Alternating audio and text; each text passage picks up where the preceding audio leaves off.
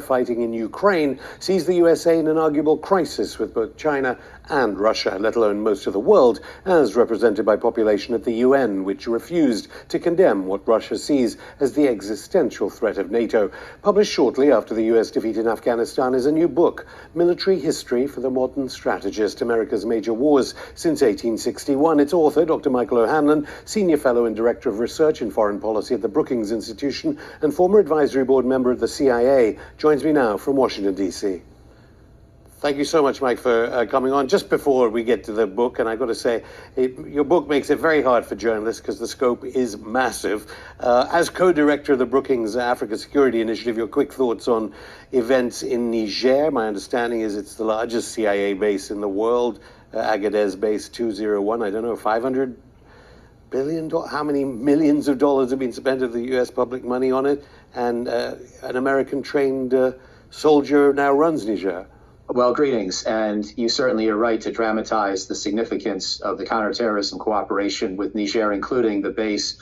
It probably is at this point, multi-billion-dollar base in terms of overall investment, but I'm not sure on the exact numbers. We also know that roughly 20% of all American troops in Africa are in Niger, which is obviously a hugely disproportionate number in a continent with 54 countries to have such a concentration. And in the absence of the French being able to work like they did previously in Mali, this has become even more important given the prevalence of ISIS and other extremist groups throughout the broader Sahel. So yes, this really brings to a focal point why the United States government has avoided calling this a coup so far, even though we all know that it is, why the United States government is still hoping to pull a rabbit out of the hat and get some kind of a conciliatory process that gets President Bazoum back in office, or at least in some kind of a power-sharing coalition.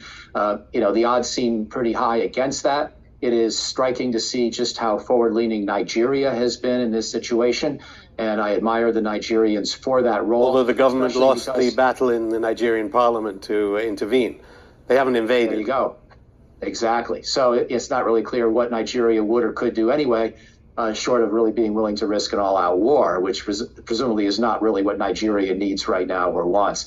So this is very much a work in progress, and it is not a good thing because there are situations around the world where, being a think tanker, I can say, that coup doesn't look all bad to me because the government it got rid of was clearly corrupt or ineffectual, or inciting violence or what have you. But this is not one of those cases. There was not all that much negative to say about the incumbent when he was deposed. Well, even his election was doubted, in fairness, altogether. And of course, the countries neighboring it see it as a great coup. We saw the pictures of the stadium.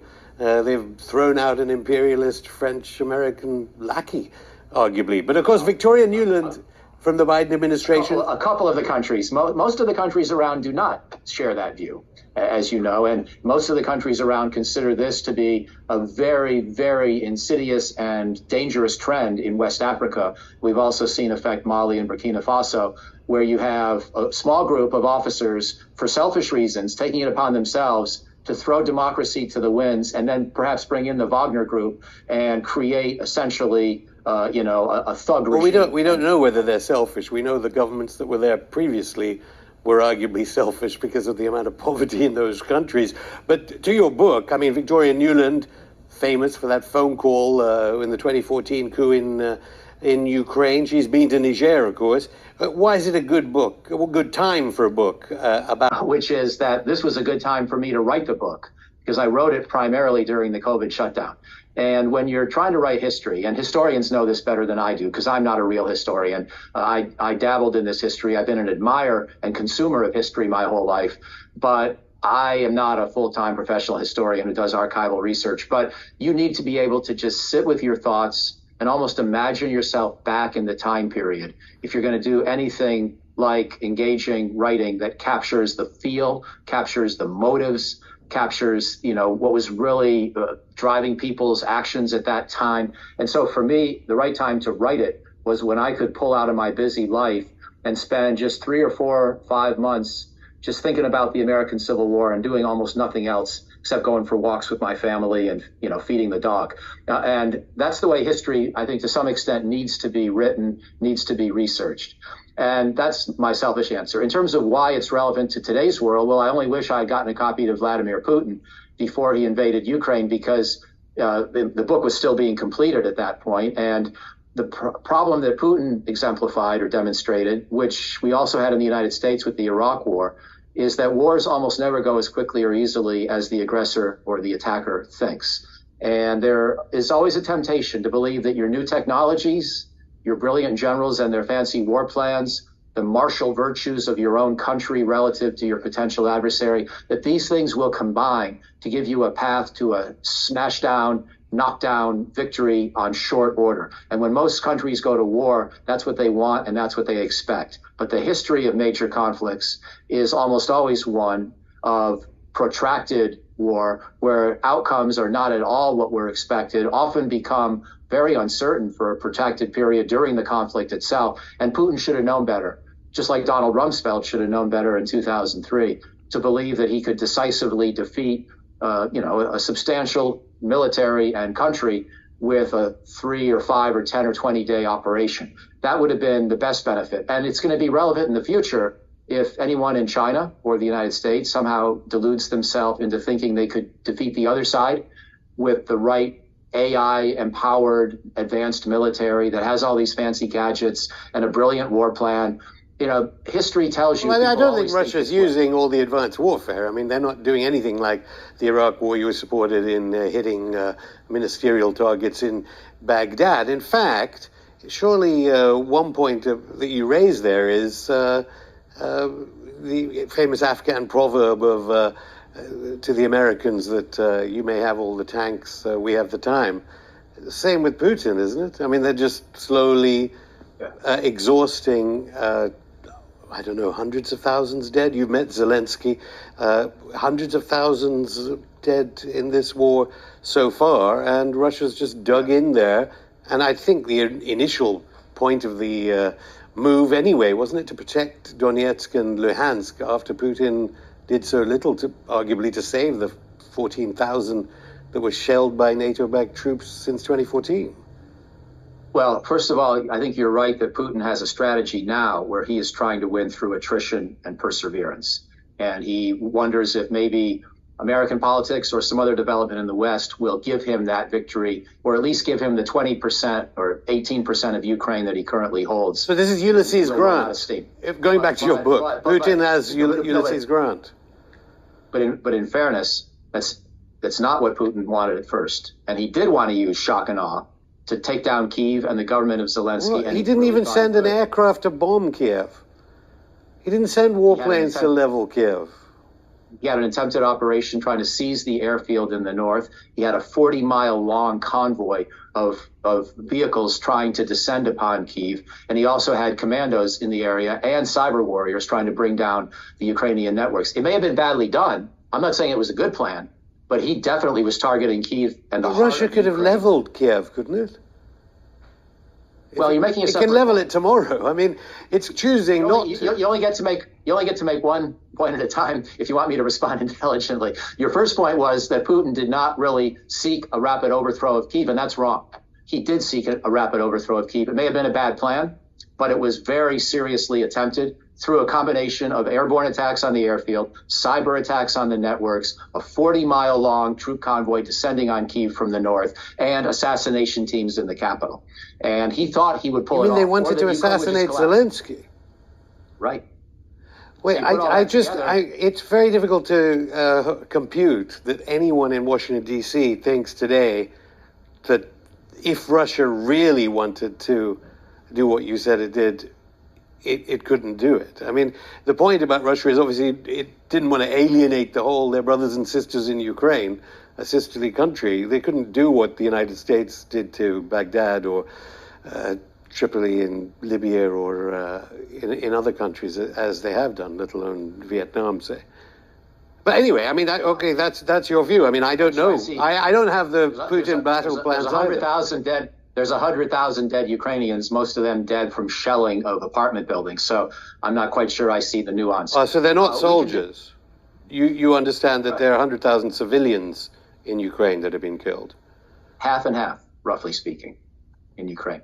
But the point is, let me find a point of agreement that you and I have here, which is that at this point, Putin has settled into a war of a slow, long grind where he still seems to think that either he has the upper hand or he just can't seem to find a graceful way out, or both. And he's going to be patient. He's sitting on top of an economy that's barely declined in GDP since the war began, even though there is obviously great suffering throughout Russia in terms of families who have lost loved ones, and there is a lack of access to Western capital and technology that will hurt future generations of Russians. Right now, Putin probably thinks that time is on his side. So I think you're probably right about that. But that's his second strategy. That was not his first strategy.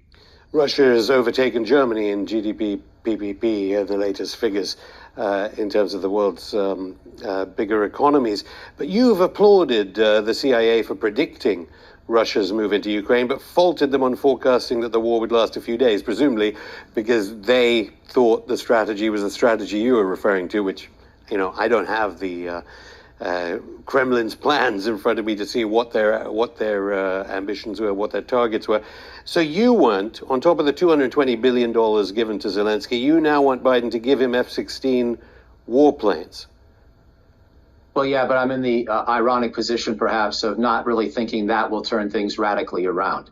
So I'm at the point where, yes, I favored sending in the tanks sooner than we did, because I think if we had given Ukraine tanks by early winter, they might have been ready to launch this offensive by spring rather than summer. But we've all seen the results, even of a summer offensive, which are not particularly compelling. And the same thing, I believe, will continue to be true. I think we owe Ukraine a fair chance to take back as much of its territory as it can. But by this point next year, I think there is a very high likelihood that we will have to encourage Ukraine to consider an alternative strategy, and that decisively defeating Russia to seize and regain all of its territory may be morally justifiable, but is militarily unrealistic.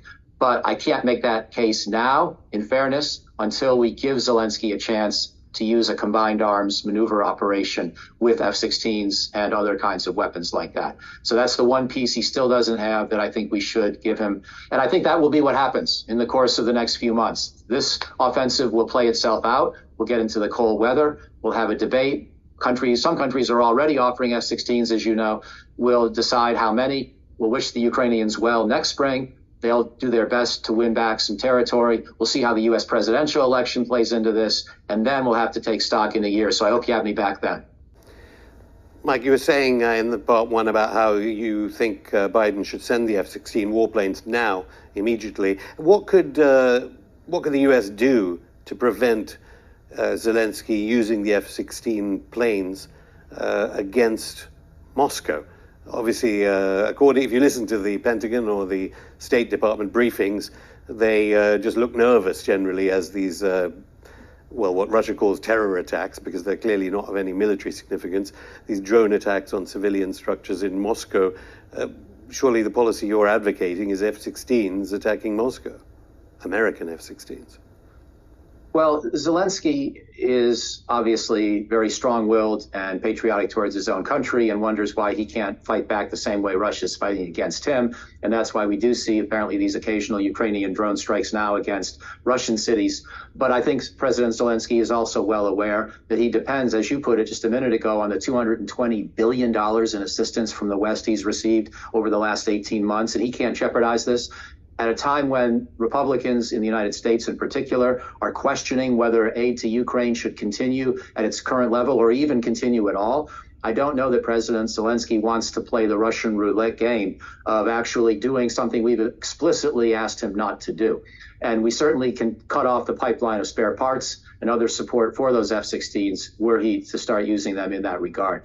So that, plus the fact that F-16 attacks against Russian cities are probably not going to end the war themselves anyway, I think will be a compelling enough reason that Zelensky would use them on the battlefield. But, you know, I think he's proven so far that, generally speaking, he's a man of his word, a man of great moral courage. Wait, so Washington controls, you just said, Washington controls Zelensky, and I should say his patriotism is arguably in question given he's banned the opposition and cancelled elections next year and closed down all opposition newspapers. But you're saying Washington would stop sending spare parts and things if Zelensky didn't take his orders from Washington?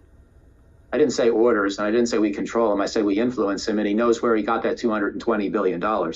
And he knows that President Biden is very serious about not risking direct escalation with Russia that could involve the United States. So I think the Ukrainians so far, despite these occasional drone attacks, have been quite disciplined in how they've applied military force, certainly far more disciplined than the Russians.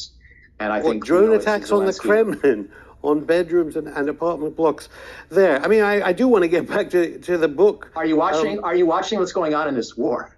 There are tens of thousands of Ukrainians dead who have been shelled in their apartment buildings. There are virtually zero. Yeah, but Ho Chi Minh, I mean, again, going back to your book, Ho Chi Minh did not send guerrilla fighters. Ho Chi Minh did not send guerrilla fighters to go and kill people in the White House lawn during the Vietnam War. I mean, that's not the way normal warfare, in your book even, has it. When you talk about the defeats of the United States in Vietnam, Afghanistan, Cambodia, Laos, Nicaragua, don't get a mention, I'd say, Syria or Libya either. I mean, hasn't the real war in the United States been at home? I mean, the Civil War only killed, what, 3/4 the number of those who died of COVID in 1 year?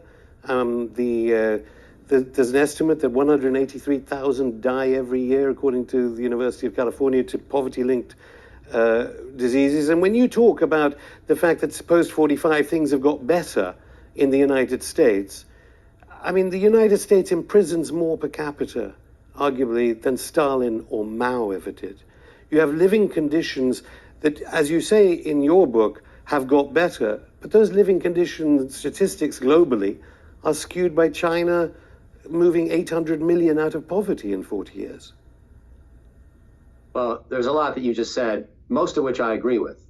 But please don't equate our prison system with Stalin. I mean, there's a certain point at which rhetoric gets carried away. But having said that, I think you are correct. I mean, well, you do mention race, but I mean, the war is at home, as Martin Luther King Jr. would say, arguably, surely.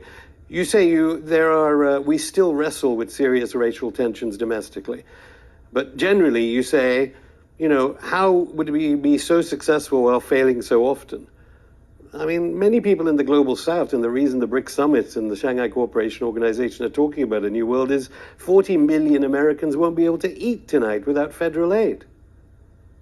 I do talk a lot about the problems of the United States in my previous book, which was not about military history like this one. And the book is about military history for the modern strategist. So I did stick to my actual focus, which, as you say, is already pretty broad. But if we now want to talk about overall grand strategy, I agree with your main point that if there is anything jeopardizing America's role to help backstop this global order, that for all of its problems has still done a lot for a lot of countries and allowed China to do what it's done successfully and bring so many out of poverty, that yes, we have to heal our problems at home. I mean, that's why a lot of America's debate is turning to that set of questions. It both encourages me, but it also frightens me, because if we get so convinced that we cannot maintain a strong foreign policy, because we have to turn all of our energy and resources inward, we could wind up pulling back from the world in ways that are not helpful either. But I agree with your point.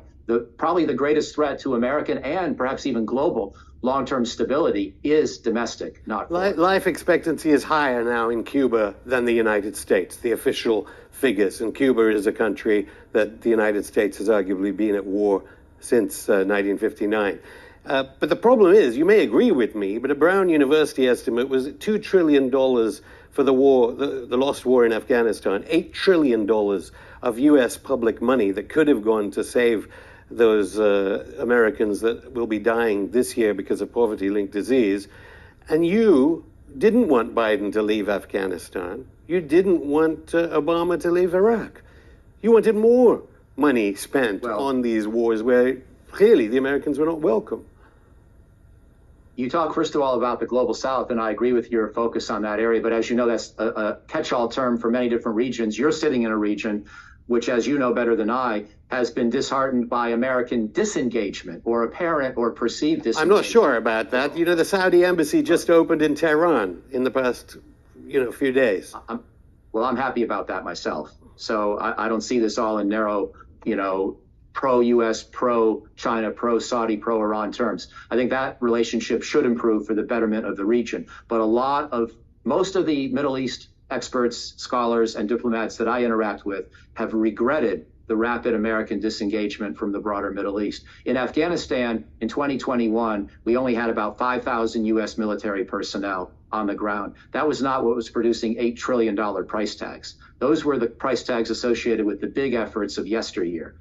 So yes, an Afghanistan discussion is certainly worth having, and I understand the other point of view, but I did favor trying to preserve what modest amount of hopefulness there was still in Afghanistan, and there wasn't a lot. But there certainly was more than there is today. I mean, clearly the Americans were thrown out. I mean, you know, why is it then? And when the Americans leave, as you say, get more disengaged, peace starts breaking out with Syria, with Iran.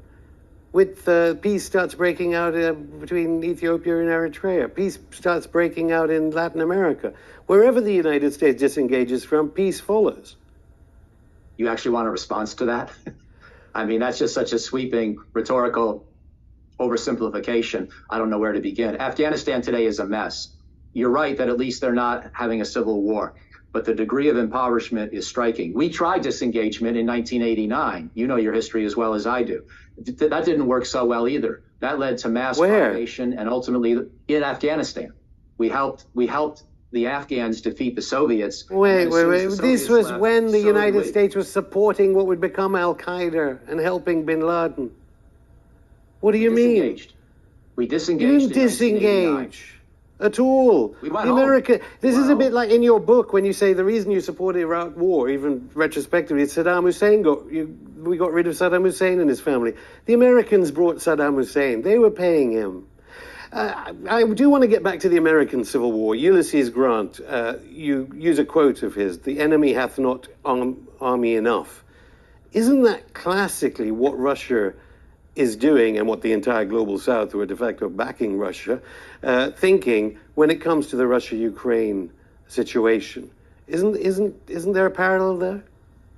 First of all, I don't think the global South is backing Russia. I don't think they have any regard, particularly for you or for me or anybody sitting in comfortable places like we both are right now. The global South makes up its own mind based on its own interests. Well, Lula's been on this program. He's president of Brazil, and he clearly doesn't like what the United States did to him. Imran Khan has been on this show. He said it was a Washington coup that overthrew him. We've had pretty major people from the global South on this show. You're making separate points. Your original point was they're supporting Russia, which is nonsense, and you know it. No. So let's just get back. It's nonsense, and you know it. What they don't support necessarily is our interpretation of why the war began, and they don't necessarily want the war to be settled on the terms we propose. But they don't like the war, and they're not happy about what Putin's done. Most of the ones I know. Now we're talking about 150 countries, so obviously we can't generalize too far. But my central point on this issue is that you are right to say we can't just presume that this war is going to be wound up on terms that we insist upon, or even President Zelensky. What's it got to do with the United States at all? This is a war in Europe. I mean, apart from blowing up the Nord Stream, why does the United States feel it has anything to do with what's happening in Europe? What's it got to do with Europe? The United States. You heard of World War? Apart from your orders or your questions to Zelensky as to not use these billions of dollars of much-needed public money at home. Well, I think you know the history of World War I and World War II and their origins. And they happened when the United States was completely disengaged. And since World War II, Europe has been generally at peace, partly because of NATO and the American engagement. But NATO bombed Yugoslavia in the 90s. They caused the only war since 1945, and that was a Washington war, wasn't it? To destroy. Are you familiar with the general thrust? The general thrust of history. Europe was at war for centuries until roughly 1945. Since that time, Europe has had two substantial wars over an 80-year period. They've both been tragic. I wish they didn't happen. They're too many. But the idea that the United States should disengage, to me, just smacks of ignoring. Okay, well, the United States was at war with itself, arguably, for centuries before, and obviously since independence, as you delineate in your book. One obvious question, and I know we're actually in the anniversary, 79 years since the Wola massacre, 50,000 dead. Stepan Bandera, the hero, celebrated in Kiev today. He was responsible for that in Poland on the 12th of August, 1944. No mention of that in this book. Is there a problem with working at the Brookings Institution knowing that Northrop Grumman spends so much funding your salaries, Lockheed Martin, ExxonMobil, Chevron, Bank of America, Microsoft and Google, Pentagon contractors, or do you feel no influence at all knowing that your salary comes from the arms contractors that benefit from the recycling of the US public money through the dead and wounded of Ukraine into their bank accounts? Well, if you read my writings over 30 years, you would see I have often opposed weapon systems, often opposed defense budget increases, often opposed wars. And by the way, you misrepresented my thinking on Iraq. I supported the surge. I was agnostic on the invasion, and I said if there was a way we could avoid it while making sure Saddam did not have WMD in any kind of a verifiable way, we should not have that war. So there are plenty of times where I have not done what the defense industry would have necessarily, by your caricature, have wanted. And so I guess that's the best I can do at answering that question. We decided not to take money from the governments of the broader Middle East region at a time when we thought that we should be not accepting money from non-democratic regimes. That was a big decision that happened about 4 years ago, and that was, in a sense, weighing the same kinds of considerations that you're putting forth, that even though we weren't being told what to say by the Saudis or the Emiratis, there were concerns about perception, there were concerns about potential allegations that we were influenced more than we were. We certainly always spoke our minds. People wouldn't work here if they couldn't write what they believe, because that's what we all are, is stubborn, independent scholars who like to be able to have our own voice. Dr. Michael O'Hanlon, the book's out now. Thank you so much.